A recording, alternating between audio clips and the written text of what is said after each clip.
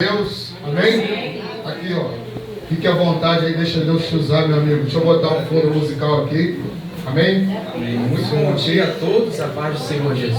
Amém. É um prazer muito grande estar com todos vocês aqui nessa manhã. Glória. Eu creio que em nome de Jesus, Deus vai falar ao teu coração Glória. e ao meu coração também. Amém. E Deus, ele fala com a igreja e também fala com o pregador. Amém. E eu estava com uma mensagem assim na mente, porque eu vou contar meu testemunho hoje. Diga glória a Deus. Glórias a Deus. Vou contar. Eu estava pensando assim, eu vou fazer uma pregação e vou misturar junto com o meu testemunho, para não me alongar muito. Só que Deus mudou tudo. Eu creio. Deus mudou exatamente tudo, pastor. Você acredita? Sabe por quê? Porque Deus, ele ainda fala. Diga glória a Deus. Glórias a Deus. Deus, ele fala a todo momento, pastor. Ele fala através de um louvor, através de uma pregação, através de um testemunho. Deus, ele está falando a todo momento contigo. Infelizmente, muitas das vezes, a gente não consegue ouvir essa voz. Mas Deus, ele fala. E quando eu cheguei aqui, o culto começou, eu estava com aquela passagem do vaso, do oleiro, da mudança, daquilo tudo. Deus, ele falou, não vai ser dessa forma. Você vai falar sobre outra coisa.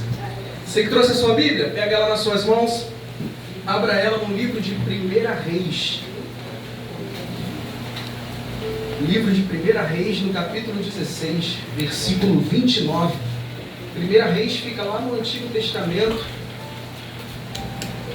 Vamos falar hoje sobre Elias.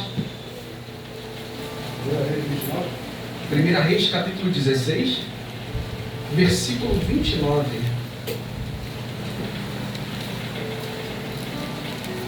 Quem aqui lembra de mim? Olha, eu quero agradecer a oração que vocês fizeram por mim lá atrás, tá? Amém. Eu sou o resultado da oração de cada um de vocês. Glória. Eu visito aqui, eu estava sem sobrancelha e careca. É verdade. É Então verdade. Deus, ele faz tudo novo. Graças a Deus. E hoje eu posso dizer que eu venci o câncer. Com Jesus. Glória a Deus, igreja. Isso. Você que achou o livro de 1 Reis, Glória. capítulo 16, versículo 29. Glória a Coloque Jesus. suas mãos sobre a palavra de Deus. Amém. Curve um pouco a sua cabeça. Deus está aqui. Aleluia. Tão certo como aqui eu respiro. Tão certo como amanhã que se levanta. Tão certo como eu te falo e podes ouvir. Diga, Deus está aqui. Deus está aqui. Aleluia. Tão certo como aqui eu respiro. Tão certo como amanhã que se levanta. Tão certo como eu te falo e podes ouvir. Senhor, meu Deus e meu Pai, Espírito Santo, eu te peço que nesse momento, Senhor, venha me usar para pregar a tua palavra. Aleluia. Fala comigo, meu Pai, fala com a tua igreja, pois estamos aqui para ouvir a tua voz. É um prazer muito grande estar aqui nessa manhã, congregando junto com essa igreja abençoada, meu Pai. Mas eu te peço, me usa como teu instrumento, que nada que saia da minha boca, mas que saia direto da tua boca para o coração da tua igreja. Eis que tem ouvidos, ouça o que o Espírito diz na igreja. Você que crê, diga amém. Amém. Graças a Deus. Vamos lá, 1 Reis, capítulo 16, no versículo 29. Amém. Diz assim: no 38º ano do reinado de Asa, rei de Judá, Acabe, filho de Onri, tornou-se rei de Israel e reinou 22 anos sobre Israel em Samaria.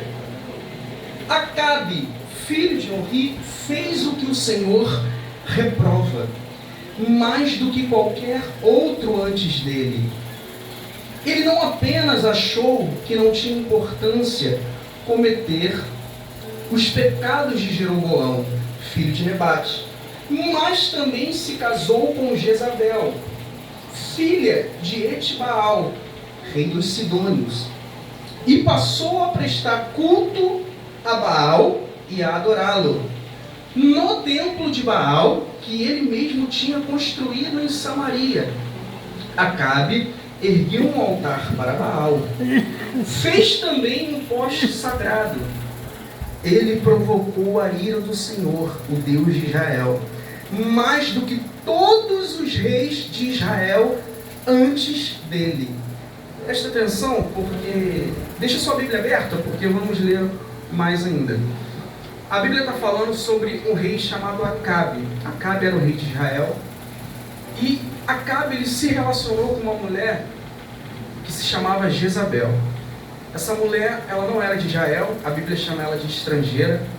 Ela morava no Líbano, na região de Sidônia.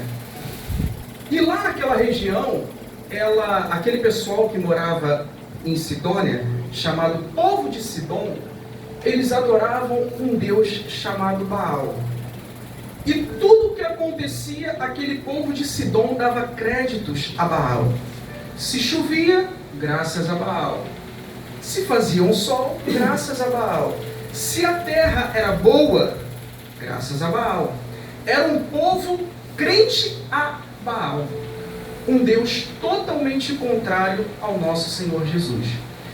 E o rei de Israel, Acabe, quando ele se relacionou com essa mulher Jezabel e casou com ela, nessa mudança de Líbano para Israel, ela trouxe consigo, na sua carruagem, imagino eu, que não tinha carro naquela época, ela trouxe consigo objetos e coisas relacionadas a esse Deus Baal. Ou seja, o Deus Baal acaba entrando em Israel. E o rei, casado, recém-casado com a sua esposa Jezabel, começa a adorar o Deus Baal também e acaba esquecendo o verdadeiro Deus, Deus de Isaac e Jacó, Abraão, Isaac e Jacó. E com isso o povo de Israel acaba ficando dividido. Algumas pessoas não concordam com isso, porque respeitam e creem no verdadeiro Deus, que é o nosso, e outras acabam caindo para o lado da onde o rei decidiu ir, e acabam adorando Baal. Eu vejo nesse momento agora, imagina comigo, Israel dividido. Uma parte de Israel adora Baal, e a outra parte de Israel adora o Senhor Jesus. A Bíblia relata, como acabamos de ler, que Acabe, ele fazia tudo que o próprio Senhor Jesus reprovava. Ele fazia absolutamente tudo ao contrário àquilo que Jesus aprovava. Ou seja, Acabe estava destruindo a sua nação, adorando um outro Deus chamado Baal, que entrou em Israel através da sua esposa Jezabel. Presta muita atenção, meus irmãos, porque Deus ele vai falar fortemente ao teu coração. Essa mensagem aqui, ela fala sobre Elias, mas para eu chegar em Elias, para falar sobre a descoberta do profeta Elias, eu preciso te contar como estava naquele momento Israel. Israel estava caminhando para o declínio. Israel largou as suas práticas, que até então eram boas perante ao Senhor Jesus, e começou a ir para o seu próprio declínio. A Bíblia fala, que a gente vai ler daqui a pouco, que Deus, o próprio Senhor Jesus, falou ao coração do profeta Elias.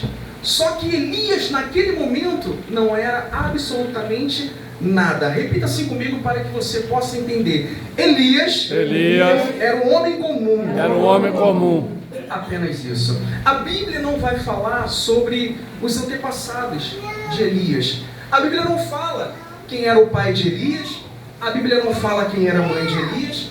A Bíblia muito mal fala sobre Elias. Até então, apenas era um homem comum, pelo qual tinha sua vida voltada para Deus e não aceitou se curvar perante o Deus Baal. Glória a Deus.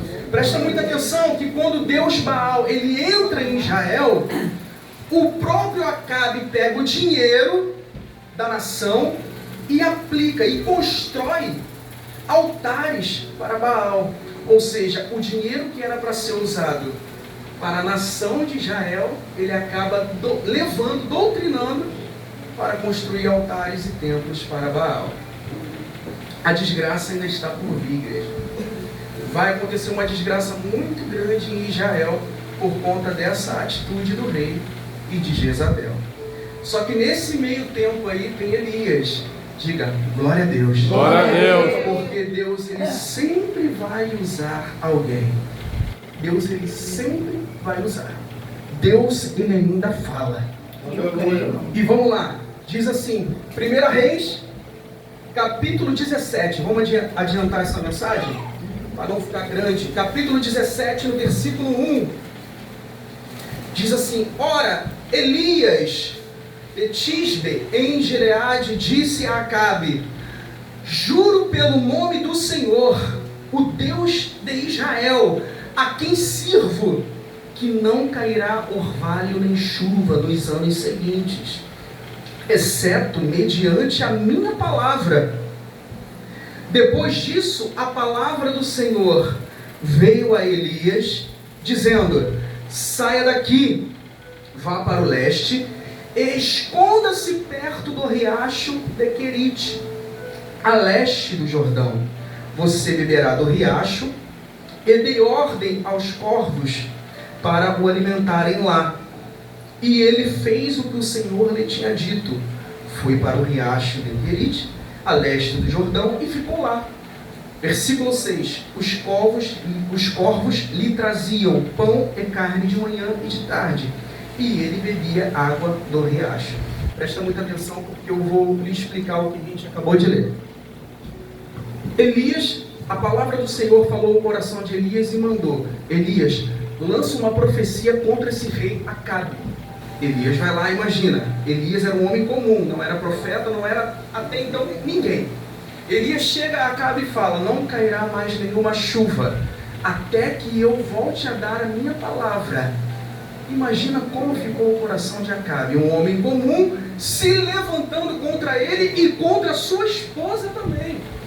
A palavra do Senhor vem a Elias e fala para ele o seguinte, saia daí. Presta muita atenção nisso agora, porque entra aqui um mistério muito poderoso. Elias, ele profetiza contra o rei Acabe. A palavra do Senhor, foi a palavra do Senhor, como a gente acabou de ler, chega para Elias novamente e fala, saia daí e vá morar numa caverna, próximo a um rio, e lá você vai beber dessa água, e os corvos vão te trazer comida. Pensa que loucura, meu amigo e minha amiga. Sabe o que eu entendo com isso? Elias, ele ficou 3 anos na caverna, tá? Ele ficou sumido durante 3 anos em uma caverna. E muitas das vezes a gente pensa assim, eu estou numa caverna absurda da minha vida. Eu estou num momento tão difícil da minha vida que eu não sei mais o que fazer. Elias estava nessa situação, só que foi Deus que mandou Elias para lá. Eu entendo a partir disso que tem momentos na nossa vida que é Deus que manda e Deus que permite. E muitas dificuldades que a gente passa não é para nossa vergonha. É para que o poder de Deus se manifeste. Se você pegar e estudar sobre o animal, o corvo ele é um animal totalmente egoísta e muito inteligente.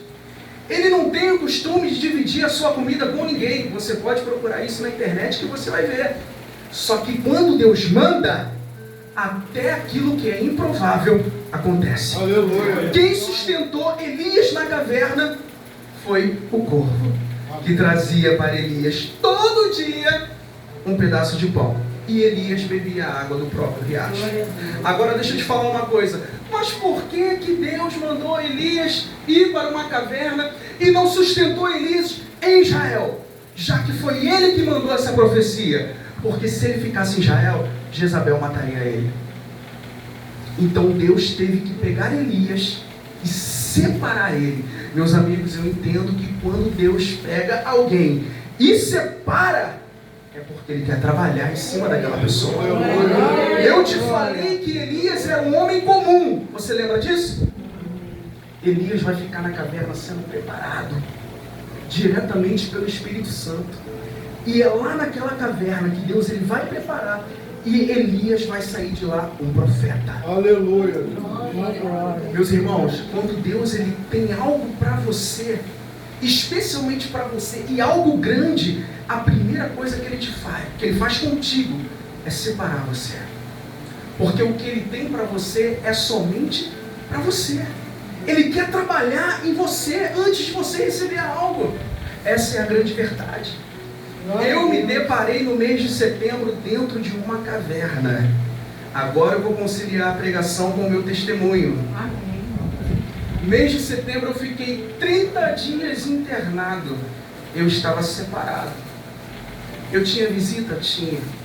Mas quando eu estava lá no CTI, eu não podia ter ninguém ao meu lado. E era lá que Deus estava trabalhando em mim. Diga glória a Deus. Glórias a Deus. Eu vou te falar uma coisa que eu assumi lá para a igreja. Eu sempre fugi do altar. Nossa, que isso, obreiro Everton? Sim, sabe por quê? Eu nunca desejei ser pastor, porque eu tenho meu irmão como pastor e eu vejo a dificuldade que ele passa. Meu irmão é pastor há mais ou menos 20 anos e eu sei como é a vida de um pastor. Eu acompanho de perto. E outra, eu faço a obra de Deus tocando teclado, pastor. Eu faço a obra de Deus como obreiro. Para que eu vou ser pastor? Para que eu vou me preparar para ser pastor? Eu já tenho meu irmão na família. Só que aí Deus vai, me pega, me isola e trabalha no meu coração de uma forma diferente. Deus, Ele permitiu o câncer na minha vida.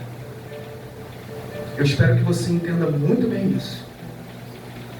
Deus, Ele permitiu. A minha vida nunca saiu do controle das mãos do Senhor Jesus. Aleluia. O câncer foi necessário para mim. Porque lá no leito de morte eu fiz um juramento para Deus, pastor.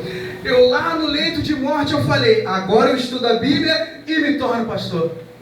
E olha onde eu estou hoje. Glória a Deus. Estou pregando a palavra de Deus, algo que antigamente eu fugia. Deus estava trabalhando em mim. Deus estava trabalhando no meu coração e Ele teve que tocar logo na saúde, porque Ele precisava me isolar. Minha amiga, meu amigo, essa luta que de repente você está passando, está enfrentando, não é para sua derrota, não é porque Deus Ele esqueceu. Glória a Deus. Não. Deus Ele trabalha diferente. Deus Ele tem uma forma única de trabalhar. É na luta, é na dor, é no sofrimento que você se entrega mais. Pode perceber e ver se não é assim. É na dificuldade que a gente dobra o nosso joelho e ora mais. Aleluia a Deus. Se eu oro uma vez ao dia, quando eu estou doente eu oro 2, eu oro 3, eu oro 4. E é nesse momento que Deus Ele faz a obra na nossa vida. Em primeiro lugar, Deus Ele tira a gente do meio de todo mundo e trabalha na gente de forma isolada. Pare e pense, essa luta que você está enfrentando não é para te matar não. Essa doença que entrou no teu corpo, talvez você esteja aqui hoje até sentindo dor. Talvez você esteja aqui hoje atribulado com um problema grandioso na sua família, um problema no seu casamento, um problema de dívida. Sabemos que o nosso país não anda muito bem de economia. Talvez isso tenha te afetado, afetou 90%